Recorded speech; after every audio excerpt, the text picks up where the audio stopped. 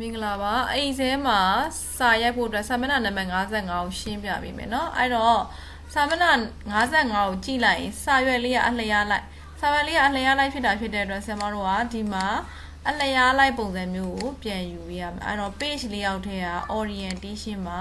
ဆရာမတို့ landscape ကိုယူပေးရမယ်เนาะ landscape ယူပေးရမယ်အဲ့တော့size မှာက A4 စာရွက်လေးနဲ့ကွက်တိချိန်မှာမလို့ A4 လို့ယူပေးရမယ်ပြီးရင်သူ့ကွက်နဲ့သူစာတွေကိုရိုက်ပြီးတော့ဒီလိုလေးအချင်းကျယ်လေးတွေလှုပ်ထားပေးရမယ်เนาะ name ဆိုရင်နည်းနည်းလေးကျင်ရမယ် join date နည်းနည်းကျင်ရမယ် payment pay amount နည်းနည်းကျင်ရမယ် absent ပြီးတော့ distribution ဒါ distribution amount ဖြစ်ကမသိအောင် net amount ပြီးတော့ size အဲ့လိုနည်းနည်းလေးချဲ့သွားလိုက်နောက်ဆုံးကျတော့ဒီ dotted line လေးနဲ့ကွက်တီဖြစ်သွားလိမ့်မယ်ဒါဆိုရင်ရပြီပေါ့နော်အဲ့တော့အောက်ဘက်ကိုရေတွက်လိုက်လို့ရှိရင်18ကွက်ရှိလိမ့်မယ်အဲ့တော့အောက်ဘက်ကိုရေတွက်လိုက်ရင်18ကွက်ဆိုတော့ဆရာမတို့က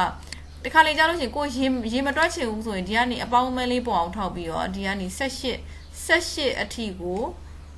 copy လုပ်ထားလိုက်18အထိဒီကနေလှုပ်ထားလိုက်ပေါ့နော်ကိုကမရေတွက်ချင်ဘူးဆိုအဲ့လို copy ဆွဲချတာနံပါတ်တွေတက်ထားခိုင်းတာအဲ့မှာဘောင်ခတ်ရမယ်အမောက်ကိုမသိမှာဆိုတော့အဲ့တော့ဘောင်ခတ်မယ် home လေးကနေပြီးတော့ဒီညောင်ကိုသွားပြီးတော့ all border ခတ်ကအဲ့တော့ပြီးတော့မှမလိုချင်တဲ့ဟာကိုဒီလိုလုပ်ပြီးတော့ပြန်ဖြတ်လိုက်အဲ့ဒါပိုလွယ်လိမ့်မယ်နော်အဲ့ဒီမှာဇယားကွက် use ဇယားကွက်ဆွဲတာထက်ဆရာမတို့ဒီ file နဲ့က print လုပ်ကြည့်လိုက် file နဲ့က print လုပ်ကြည့်လိုက်တဲ့အခါမှာဒီမှာကြည့်သူက A4 စာရွက်ရဲ့အောက်ဘက်ကိုဇယားကွက်မှာ18ကွက်ပဲသုံးချင်တယ် row number 18ကွက်19ကွက်ပဲသုံးချင်တယ်အဲ့ဒါကို A4 တစ်ရွက်အပြည့်ဖြစ်ချင်တာတဲ့အဲ့ဒါမျိုးကိုဘယ်လိုလုပ်ရလဲဆိုတာကိုဒီအပုံမှာစစ်ထားတာဒါကြောင့်မလို့ row တွေကိုချဲချမှာဖြစ်တဲ့အတွက် row တွေကို select မှတ်ပြီးတော့ဒီformat home နဲ့ format ထဲက row height ကိုတွားမယ်တွားပြီးတော့21လောက်ထားပြီးတော့ okay လုပ်လိုက်okay လုပ်လိုက်လို့ရှိရင်ဆရာမတို့ကဒီမှာရပြီပေါ့နော်ဒါတော့ဆိုရင်နည်းနည်းလိုသေးရဆိုတော့25လောက်ထားလို့ရတယ် format ထဲက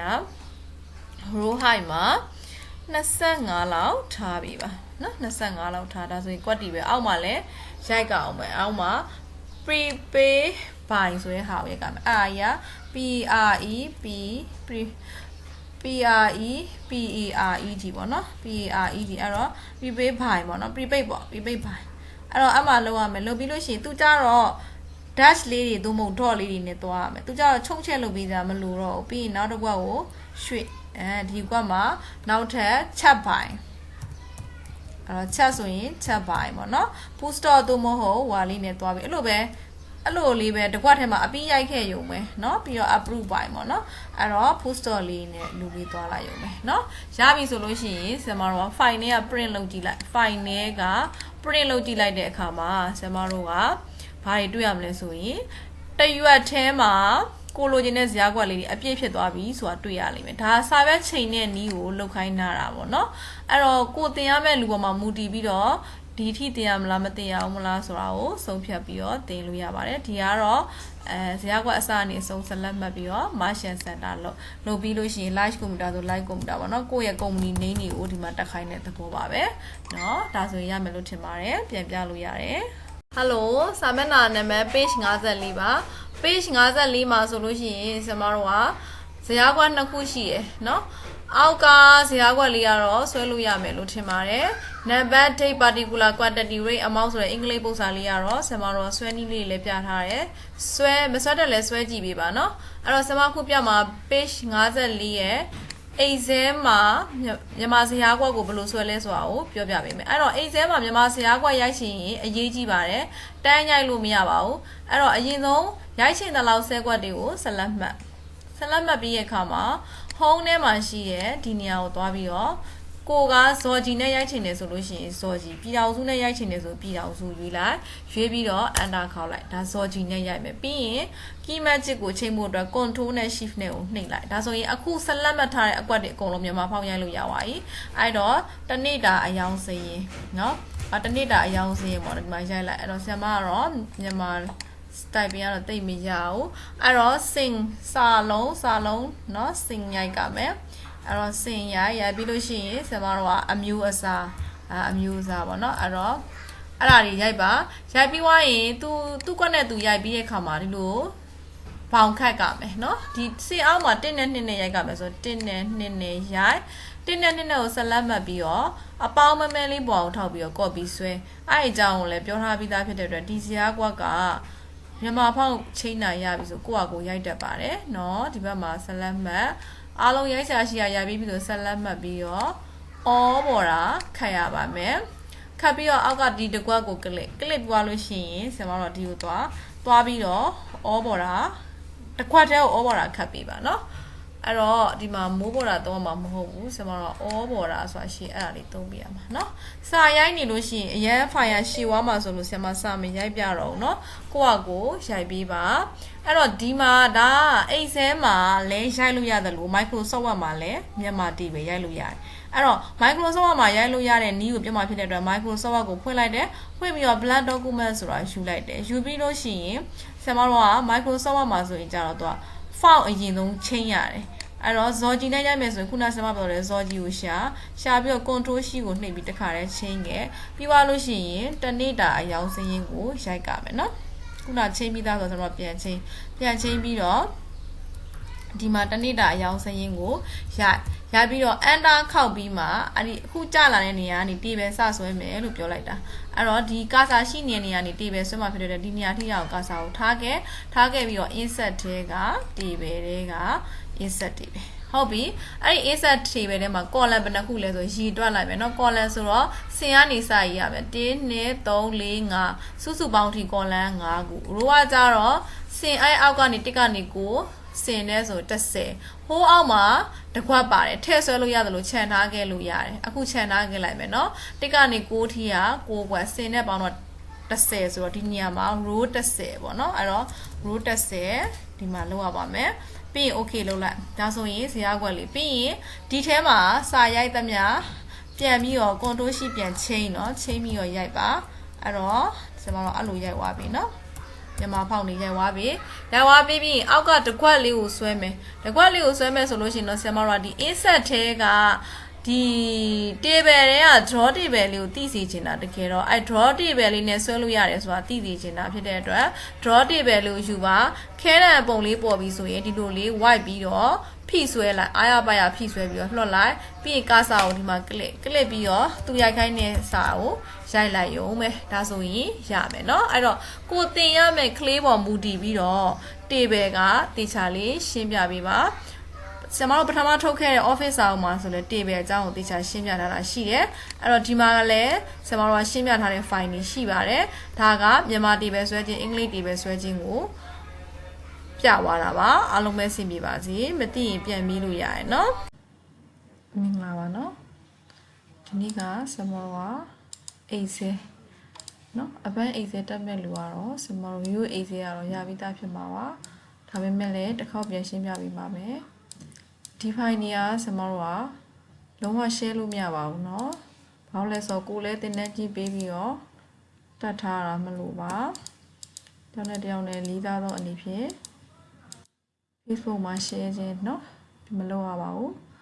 အဲ့တော့လုပ်လို့မရပါဘူးအခုဆရာမတို့ကဒီဆဲကွက်တွေကိုဆက်လက်မှတ်လိုက်တယ်เนาะပြီးရင်ဒီညာလေးကိုသွားတယ်ဒါ home နဲ့ကအကြောင်းလေးပေါ့ဒီညာလေးကိုသွားပြီးတော့ဘောင်ခတ်တယ်အော်ပေါ်တာအခုဒီမှာ mouse ပုံစံတွေကိုသတိထားရမယ်အခုဆရာမတို့ကဒီ mouse ပုံစံပေါ့အခုဒီလိုမျိုးလုပ်လိုက်တယ် mouse ပုံစံကဒီလိုဖြူဖြူလေးဖြစ်နေတဲ့အချိန်မှာဖိဆွဲမိလို့ရှိရင်ဆက်လက်မှတ်တာ mouse ပုံစံလေးကအပေါင်းမဲလေးဖြစ်နေပြီတဲ့အချိန်မှာဖိဆွဲမိရင် copy ပွားတာ mouse ပုံစံလေးဒီအောက်ထောင်လေးထောက်လိုက်အပေါင်းမဲလေးပုံကအဲ့ဒါဆိုရင် copy ပွားတာเนาะဒီလိုမျိုးလေးဘက်လေးလံ sign လေးဒီမှာအဲ့လိုမျိုးလေးမြား sign လေးပုံနေတဲ့အချိန်မှာဖိပြီးတော့ရွှေ့မိရပါเนาะအဲ့လိုမျိုးဖိဆွဲမိရင်ဆဲကွက်တွေကိုနေရာရွေ့စီတာအဲ့တော့ကျွန်တော်တို့ကဆက်လက်မှတ်မှာလား copy ပွားမှာလားဆဲကွက်ကိုရွှေ့မှာလားဆိုပြီးတော့မောက်ဆိုင်၃မျိုးရှိရယ်เนาะလို့အပေါင်းဖြူဖြစ်နေတဲ့အချိန်မှာဖိဆွဲမိရင်ဆက်လက်မှတ်တယ်အပေါင်းမမလေးဖြစ်နေတဲ့အချိန်မှာဖိဆွဲမိရင် copy ပွားတယ်ဒီလိုမျိုး move ဒါ move ဖြစ်တယ်เนาะအဲ့တော့မောက်ဆိုင်၃မျိုးကိုတတိထားပြီးတော့ကြည့်ရမယ်နောက်တစ်ခုကကြတော့ဆဲကွက်တွေကိုခုဆက်လက်မှတ်တယ်ပေါ့ဆက်လက်မှတ်တယ် ဘောင်မခတ်ချင်ဆိုရင်နိုးပေါ်တာလုပ်ပေးရမယ်နော်အဲ့ဒီမှာဆဲကွက်တွေကိုကိုကစာရိုက်တယ်ရိုက်ပြီးလို့ရှိရင်ဆဲကွက်တွေကိုဆင်မတော့ဒဘယ်ကလစ်လိုက်လို့ရှိရင်ဒီနေရာလေးကိုဒဘယ်ကလစ်လိုက်ရင်စာရှိတဲ့လောက်လေးကိုဆင်မတော့ဒီမှာသူ့ဟာနဲ့သူချဲ့ကြမလို့တော့เนาะစာရှိတဲ့လောက်ဝက်ကိုတတ်မှတ်ပြီးကိုကနဲ့ကိုဆွဲချက်ခြင်းနဲ့ဆိုတော့ဒီ AB ချားမှာထားပြီးတော့လိုလေးတွေဆွဲပြီးတော့ချဲ့ပြရဒါကတော့ column ဒီပါ ABCDEF column တွေအများကြီးပဲရှိပါတယ်နောက်တစ်ခုက row တွေလည်းအဲ့လိုပဲအများကြီးရှိတယ်เนาะ sheet တွေလည်းကိုလိုချင်တဲ့လောက်ထပ်ပြီးတော့တိုးလို့ရတာပေါ့เนาะအဲ့တော့အခုဒီမှာကျွန်တော်တို့ကဘောင်ခတ်တဲ့အကြောင်းပြန်ရှင်းမယ်အပြင်ကြီးပဲခတ်ချင်တယ်ဆိုရင်တော့ဒီမြားလေးကိုကလစ်ပြီးတော့ outside border ကိုခတ်ပေးရမယ်ဒါကအပြင်ကြီးပဲခတ်တာဖိုင်ထဲက print လုပ်ကြည့်လိုက်မယ်ဒါဆိုရင်အတွင်းနေမပါဘူးအပြင်ကြီးပဲခတ်တာเนาะအဲ့ဒီမှာကျွန်တော်တို့ကအခုဆက်လက်မှတ်လိုက်တယ်ဆက်လက်မှတ်ပေးတာရဲ့ left တစ်ချက် right တစ်ချက်ခတ်မယ် left border ဆက်လက်မှတ်ပေးတာရဲ့ right border ကိုခတ်မယ်အဲ့ဒါကကျွန်တော်တို့ဘာလဲဆိုရင်ဒီထဲကဟာလေးခတ်တာပြပြရနော် bottom border ဘောင်ခတ်တဲ့အကြောင်းလေးကိုရှင်းပြနေအခုဆက်လက်မှတ်တယ်ဆက်လက်မှတ်ထားတာရဲ့ညာဘက်ကိုပဲခတ်မယ်ဆိုရင် right border အဲ့ဆိုရင် file လေးက print လုပ်ပေးရမယ်ဒီလိုမျိုးလေးနော်အဲ့တော့အခုဒီမှာဆင်မောဆက်လက်မှတ်ပြီးပါပြီဆက်လက်မှတ်ထားတာရဲ့အပေါ်တစ်ချောင်းအောက်နှစ်ချောင်းခတ်မယ်ဆိုရင် top and double bottom border ကိုခတ်ပေးရပြီးရင်လုံးဝမခတ်ချင်တော့ဆိုလို့ရှိရင်တော့ဆက်လက်မှတ်ပြီးတော့ no border ကိုရွှေ့ပေးရတယ်เนาะဒါကပေါင်းခတ်တာအဲ့ဒီပေါင်းခတ်တာမှာဆင်မောဆက်လက်မှတ်လိုက်တယ်နောက်တစ်ခါဒီကိုသွားတယ်မိုးပေါ်တာကိုသွားတယ်မိုးပေါ်တာအခုဆက်လက်မှတ်ထားတာကိုဆင်မတော့ line ပုံစံလေးရွေးလို့ရတယ် dotted line လေးမှာအဲ့ dotted line လေးကို outline အပြင်ကိုခတ်မယ်လို့ပြောလိုက်တယ်ဒါဆိုရင်2 line ပူလေးရွေး2 line ပူလေးကို inside ခတ်မယ်ဒါဆိုအပြင်ကို dotted line နဲ့ခတ်ပြီးတော့အတွင်းကို double နဲ့ခတ်တယ်ဆိုပြီးတော့စိတ်ကြိုက်ဖြစ်ရင် okay လုပ်လိုက်မယ်ဒါဆိုဒီပုံစံလေးခတ်တာ file နဲ့က print ဒီမှာဆင်မတော့ဒီပုံစံလေးဖြစ်သွားပြီเนาะအဲ့တော့အခုဒီမှာမခတ်ချင်တော့ဆိုရင်တော့ဆက်လက်မှတ်မယ်မှတ်ပြီးတော့ဒီကိုသွားမယ်စမောဘယ်ကိုသွားရမလဲဆိုတော့နိုးပေါ်တာကိုရွှေ့ရအခုဒါခေါင်းစဉ်ပေါ့ဒီခေါင်းစဉ်ကိုစမောတော့ဆက်လက်မှတ်တယ် or outside border ခတ်မယ်နော်ခေါင်းစဉ်ကိုဆက်လက်မှတ်တယ်အောက်ဘက်ပဲကတ်ချင်ရင် bottom border နဲ့ခတ်မယ်အတွင်းနေကတ်ချင်ရင်တော့ all border ခတ်မှာလို့ဆိုဆက်လက်မှတ်ထားတဲ့အတွင်းကိုခတ်ပေးရှာမယ်နော်အဲ့ဆိုရင်ဒီထဲမှာစမောက်ဘာလုပ်ပေးမလဲ fill ဖြည့်ဒါလေးက fill ဖြည့်โอเคအဲ့ဆိုရင်တော့ဒါကဆက်လက်မှတ်ပြီးတော့ပေါင်ခတ်တဲ့အကြောင်းလေးကိုရှင်းပြပေးတာပါဆမက file လေးကိုနည်းနည်းခွဲပြီးတော့ပို့ပေးမယ်